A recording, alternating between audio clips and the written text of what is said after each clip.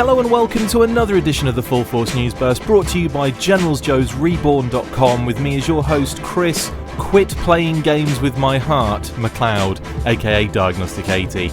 Joining me today to talk about the news that D3 Go, Emerald City Games and Hasbro have issued a press release and trailer for their upcoming G.I. Joe War on Cobra mobile game is Justin, I gotta get back to work, Bell. So without further ado, let's get stuck into this news burst. Earlier today, game developers D3 Go, Emerald City Games and major toy company Hasbro issued a press release and a new trailer promoting their upcoming G.I. Joe War on Cobra mobile game. The release included some very interesting information, such as pre-registration being available on Google Play and that the mobile app will be released worldwide on January the 20th. The release also stated, choose your side and build a team of your favourite heroes, villains and vehicles from the classic animated series and iconic action figure line. The Joes will line up with Duke, Scarlet, Roadblock and Snake Eyes, while Cobra have Cobra Commander, Baroness, Destro and Storm Shadow. The release also highlighted that the Killer Whale, Vamp, Piranha and Stinger will be available as vehicles, even though some of the footage in the trailer shows other vehicles like a Conquest X-30, Mauler and his tank.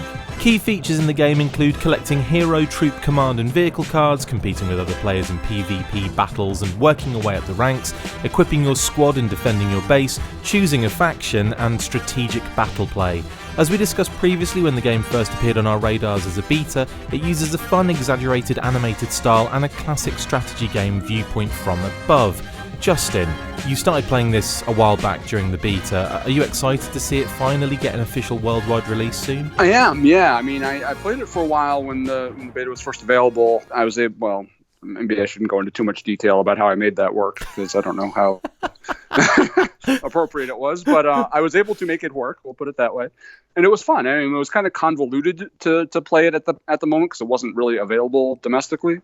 I had to go through a few little hoops, so it wasn't very natural. Like, I had to go through some extra effort, and I still managed to play it every day for about a week or so, and I dropped off a little bit and came back to it, and it was fun. I had a lot of, I enjoyed it. I think it's going to be a lot more enjoyable as an actual, native app that you can just kind of tap on your phone and play. Yeah. So, and I know Skinny on Twitter played it quite a bit as well, and we kind of shared some notes back and forth, and it's this one of these things that starts off, kind of shallow and quick and fun, but it does get a little bit deeper the more you get into it, and I think it'll be even more fun because there is a player versus player component to it, and when you're playing kind of an overseas beta that hardly anybody is actively using, you don't really get to experience the whole PvP fun of it. So I think that'll be a little bit more enjoyable as it becomes real. But yeah, I mean, it was kind of neat seeing all the vintage designs come to life. There's some new design elements too. I think Destro looks pretty cool. And the animated styling is,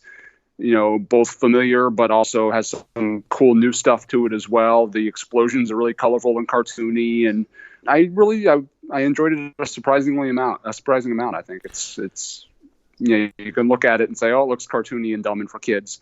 And, to an extent, there is some of that there. But I think it's kind of like a Clash of Clans sort of thing where it can have that appearance, but be a little bit deeper than you might think. Talking about the aesthetics a little bit, could you see Hasbro making an animated show in that style in the future? I think they could, yeah. I mean, it would be interesting to kind of see how they do that, because, for all of the cartoony features in, the War on Cobra, or it's War on Cobra, right? Yes. For all the kind of the cartoony features, there are, weapons firing, machine gun sounds and explosions and bombs dropping and things like that. I could, that works as a mobile game. I'm not sure if that would work as an animated series, how you would balance that childlike aesthetic with, Conquest swarming, throwing carpet bombing Cobra troops into bloody mush. Just make it an Adult Swim cartoon and you're okay. Is it something that you would happily see, at least in the animated styling of the characters? Could you see that being something interesting to enjoy? Yeah, I think so. Yeah, obviously it wouldn't be my first choice as an older, vintage, fan. Much older, right? Yeah, exactly. As a middle, as I'm legitimately middle-aged now, I think.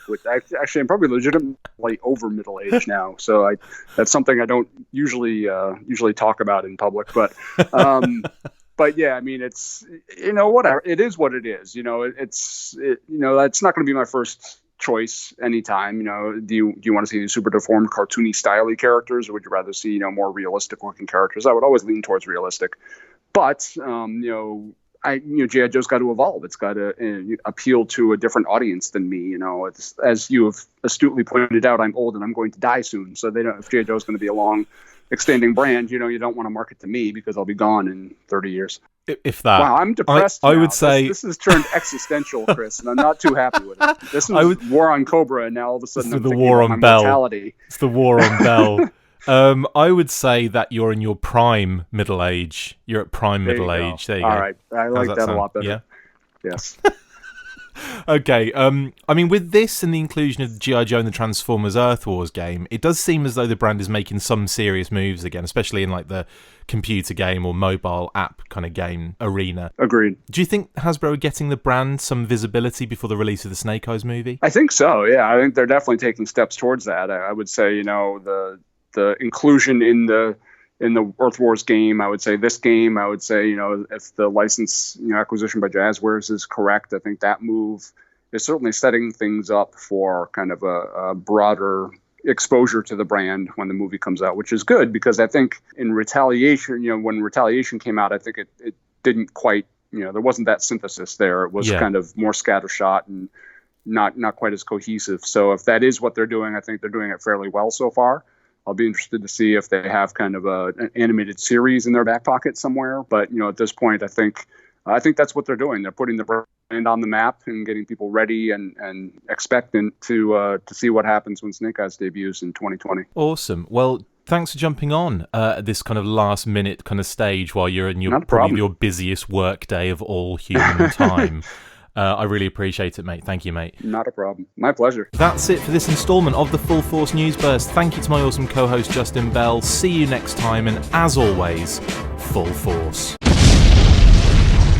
Make sure you get involved with the discussion by liking, sharing and commenting on these videos, and as always you can keep up with the show after listening by following on Twitter @The Full Force, liking the Facebook page facebook.com/The Full Force, and if you would like to contact the show you can message us on either of those platforms with feedback or questions.